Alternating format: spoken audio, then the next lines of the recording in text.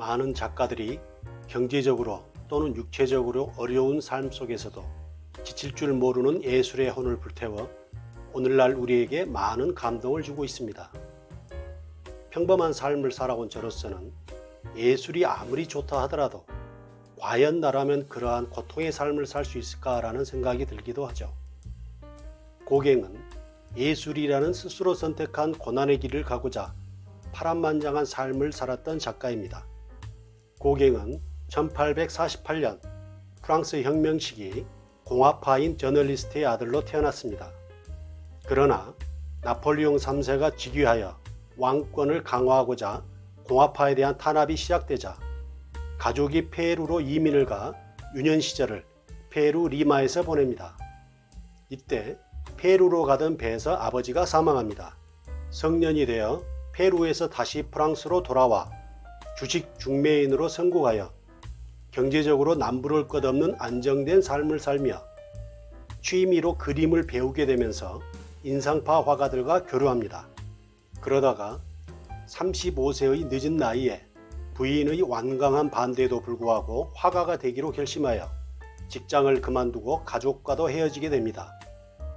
이때 가지고 있는 거의 모든 재산을 가족에게 줘버리죠. 이후 고갱은 이제부터 매일 그린다는 각오로 그림 공부에 몰두하나 일용 노동자와 선원 등 일정치 않은 직업을 거치며 항상 빈곤에 쫓기는 삶을 살게 됩니다. 당시 프랑스가 주도하여 건설하였던 수에즈 운하 건설 현장에서 일용 노동자로 일한 적이 있을 정도였습니다. 고흐가 화가들 간의 우정을 꿈꾸며 5살 위인 고갱을 설득하여 남프랑스 아르에서 같이 작업을 하게 됩니다. 이때 고갱은 해바라기를 그리는 반고흐라는 작품을 남깁니다. 그러나 모두가 아시다시피 예술에 대한 사명감에 불타는 고흐와 달리 자존심 강하고 야심만만한 성격의 고갱 사이에 갈등이 표면화되었고 고흐가 면도칼로 고갱을 공격하여 결국 서로 헤어지게 된 것은 주지의 사실입니다. 고갱은 당시 유럽의 천박한 재능과 지식이 본래 인간이 가지고 있는 예리한 감성과 솔직한 표현을 빼앗아 버렸다고 생각합니다. 따라서 고갱은 자신의 작품 30점을 경매에 붙여 돈을 마련한 후 마지막으로 가족을 만나고서는 남태평양의 타이티 섬으로 들어가서 환락의 집이라고 본인이 이름 붙인 오두막집에서 작품 활동을 시작하였으며 종국에는 거기에서 질병으로 생을 마감합니다. 고갱은 원색의 야만적인 색채를 사용함으로써 타히티에 때묻지 않은 자연과 인간들을 올바로 묘사할 수 있다고 생각하였으며 따라서 자신이 야만인이라고 불리는 것을 매우 자랑스러워했다고 합니다. 다만 오늘날 우리는 그의 그림을 야만적이라고 생각하지 않습니다. 왜냐하면 우리는 그보다 더 야만적인 오늘날의 현대미술에 익숙해져 있기 때문일지도 모르겠습니다. 고갱의 작품 세계를 알아보겠습니다.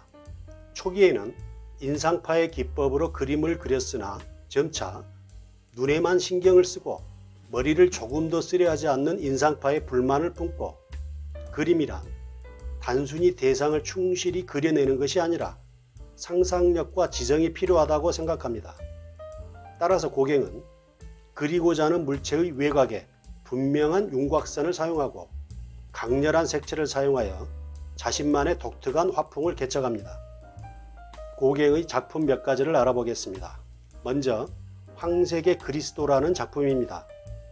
고흐와 결별한 후 프랑스의 브루타뉴 지방에서 그린 작품으로서 브루타뉴 지방의 원색의 가을 풍경 속에 십자가의 그리스도를 등장시켜 현실과 비현실의 세계를 한 화면에 담았습니다.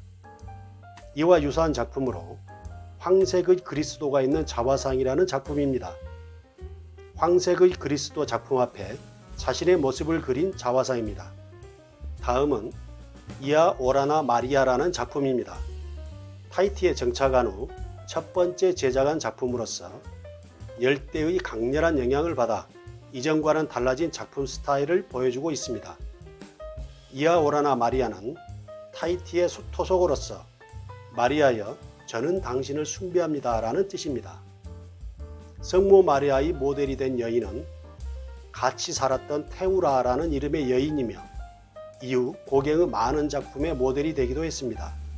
이 작품은 고갱이 1889년 파리 망국 박람회 때 구입한 인도네시아 자바섬의 보로부두르 유적의 사진을 차용하여 그렸는데 작품 왼쪽에 합장하는 두 여인의 모습이 허리를 구부리고 어색하게 표현된 것은 그 사진의 영향이며 본래 부처가 서 있던 자리에 모델인 테우라와 아기 예수를 세우고 후광을 그려 넣었습니다. 마지막으로 우리는 어디서 오는가? 우리는 무엇인가? 우리는 어디로 가는가라는 작품입니다. 가난과 병을 달고 살았던 고통스러운 삶과 특히 사랑하는 딸의 죽음을 전해 듣고 자살을 하기로 결심하고 큰 화면에 모델과 밑그림도 없이 한 달 동안 무상을 중심으로 인간의 탄생에서 죽음에 이르는 인간의 역사를 서사시처럼 그린 작품입니다. 경제적으로 남부럽지 않았고 부인과 자식과 행복한 삶을 살아왔던 고갱. 그가 그 모든 것을 벗어던지고 35세라는 늦은 나이에 예술에 뛰어든 것은 어찌 보면 본인조차도 거스를 수 없는 운명에 빠져들었다고밖에 말할 수 없을 것 같습니다. 다만 고갱은 그 운명을 담담히 자신의 삶으로 받아들이고 또 그 삶을 누구보다도 더 격정적으로 살아왔다는데 저와 같은 평범한 사람들과는 차이가 있다고 생각합니다. 감사합니다.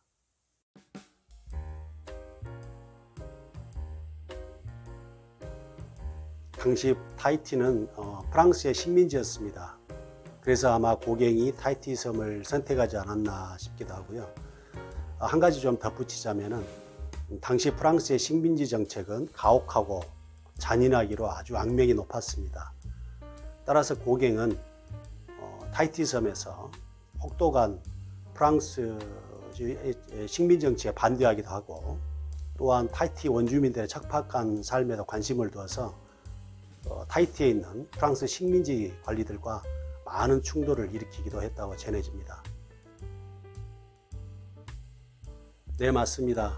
바로 고갱의 파란만장한 삶은 영국의 소설가인 서머싯 모험의 소설인 달과 육펜스에 잘 나와 있습니다.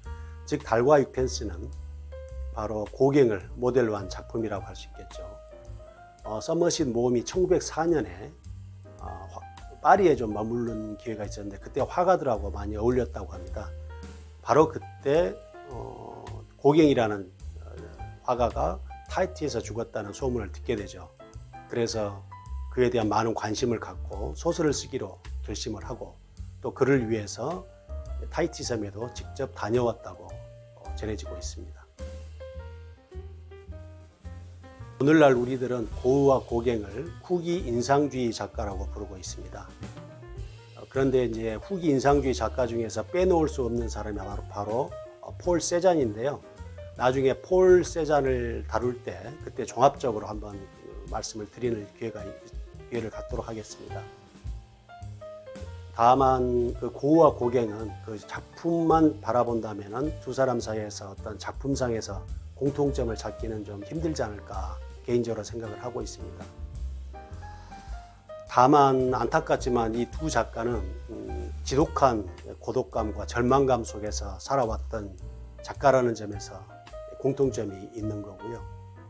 또 한 가지는 두 사람 모두 누군가 자신의 작품을 알아줬으면 하는 희망을 포기하고 살아왔던 작가들이죠. 따라서 역설적으로 고흐와 고갱은 자신들만의 독자적인 세계를 구축할 수 있었다고 보면 되겠습니다.